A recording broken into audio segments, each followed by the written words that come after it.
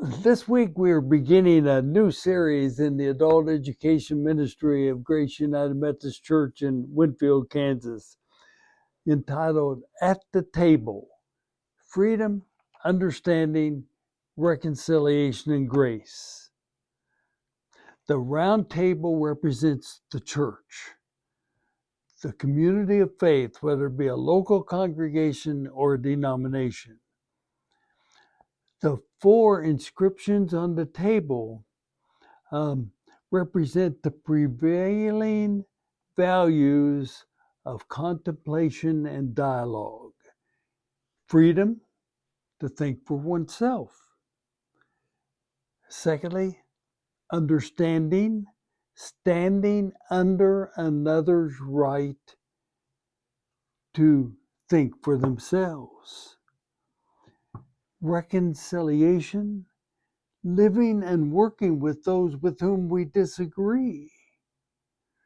And fourth, grace, accepting and giving for another, forgiving another, whether that person be an enemy or a friend. You see, those four components at the table means that the church is about the business of the miracle of dialogue, which leads to creativity rather than confrontation and accenting our differences, which leads to division. The file on the floor are the advices offered to all United Methodists for our dialogue together. These advices are the social principles of the United Methodist Church, which were adopted nearly unanimously by the 2024 General Conference. Now, the reason why I'm going to refer to these principles as advices is, number one, that's what they originally were called when they were first instituted by a general conference. Advices to the church. I prefer that title. But secondly, to quote from the preface of the document of social principles, I want to read this statement. The social principles are not church law. Instead, they represent the prayerful and earnest efforts of General Conference to speak to issues in the contemporary world from a sound biblical and theological foundation that is in keeping in the best interests of our United Methodist traditions. Church principles, the social principles, are not church law. The other reason why I refer to them as advices. Advices have nothing to do with governance. Now, at the table, the miracle of dialogue is experienced with these four practices. And I'm going to select advices which, in my opinion, are essential for followers of Jesus to contemplate as we seek to fulfill our commitment to be agents of agape love.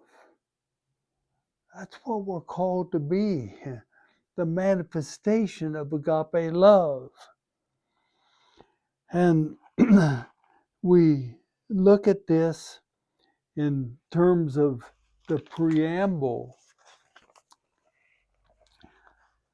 which to the principles. We give thanks for God's good gift of the Church Universal and for the Christian values embodied in the Wesleyan tradition. Thus, we respect differences within Christ's body.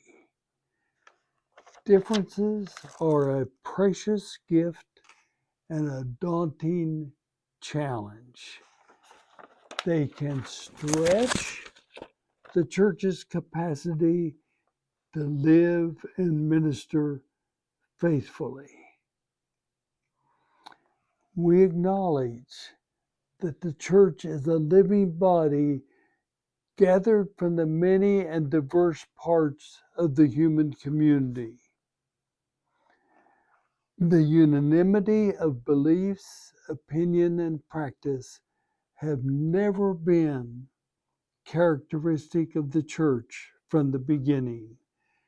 From its earliest times, as witnessed in the gospel, Paul's letters, Acts of the Apostle, other New Testament texts, diverse understandings and controversies on many issues have been the reality.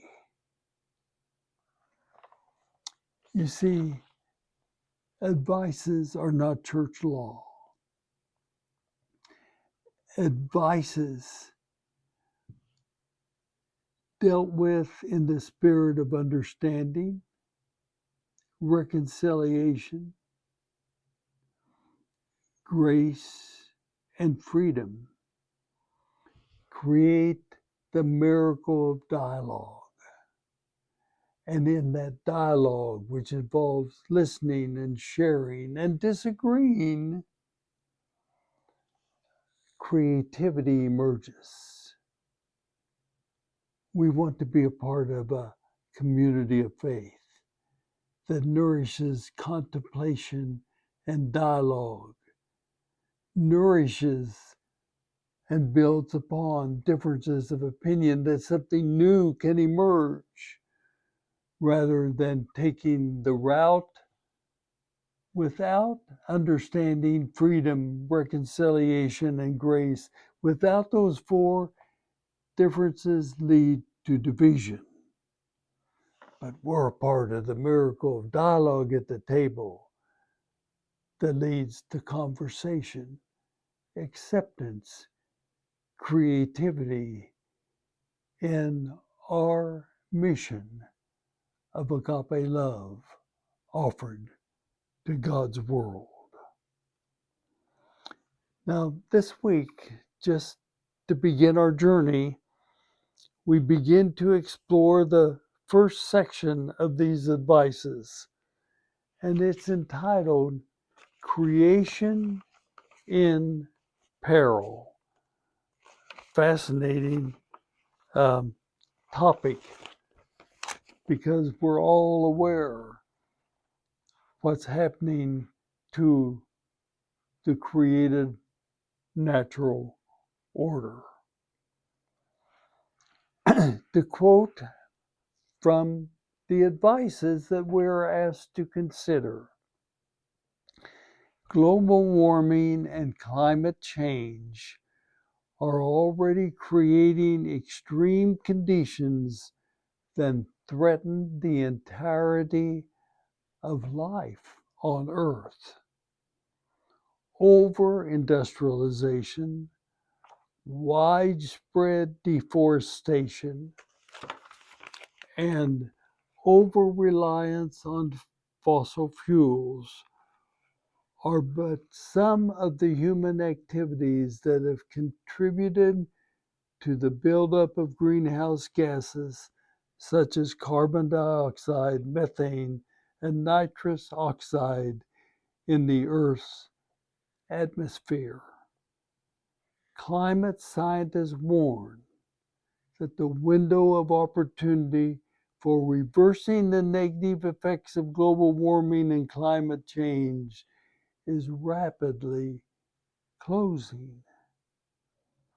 To reverse the current trajectory of global climate change, increased investments are needed in the research, development, and distribution of alternatives to fossil fuels, including but not limited to solar, wind, geothermal, and hydro generation-based energy sources. to the greatest extent possible. Plans for developing and deploying alternative sources of energy should minimize negative financial impacts by investing in strategies that support people in successfully transitioning to new employment. Now, there's a lot there, but I would like to just lift up that what is commonly misunderstood about this statement. It carefully states that indeed global warming and climate change are already creating extreme conditions. It doesn't say anything against industrialization. What it refers to is over industrialization. It doesn't say anything against deforestation. It says something warning against widespread deforestation. It doesn't say anything about reliance on fossil fuels, that's wrong. What it talks about is the over-reliance on fossil fuels. So in this section, the advice is that let's look at the facts, let's look at what's happening around us, and let's address those trends and behaviors of the human community that are contributing to climate change and putting in peril life as we know it on planet Earth. Now, some at this table that we're referring to as the community of faith, the congregation, or the denomination, some at the table deny that human behavior is contributing to global warming. Others at the table are convinced that only as a collective global strategy is implemented, life on Earth as we experience today is not sustainable. Others at the table are only committed to strategies which will preserve lifestyles of convenience and ease. Others are simply bewildered and scared. This is the beginning of our journey, and I want to encourage you to enter into conversation with others. We have the opportunity at Grace of a couple church school classes where we will discuss this. But if you're not a part of those church school classes, I encourage you to be willing to enter into discussion with friends or enemies on this issue, bringing to that table of conversation freedom, understanding, grace, and reconciliation. Now, if you are interested in the full document that we will be referring to in these weeks together, you can contact the church office at Grace, and we will make a provision of how you can access this full document. But for your thought and conversation this week, first, to what extent are you comfortable with the identity of the United Methodist Church valuing differences rather than expecting agreement of human opinions? Secondly, what is your opinion concerning whether, as a result of human behavior, creation is in peril. And thirdly, the advice offered concerning creation in peril is that any action developed to address this peril must include components of care for persons and groups who will be negatively affected by this strategy. What are illustrations of the inclusion or exclusion of this component of care in existing or proposed strategies? I hope you will engage in conversation at the table as the community of faith cares about what's happening to our planet Earth. Thank you.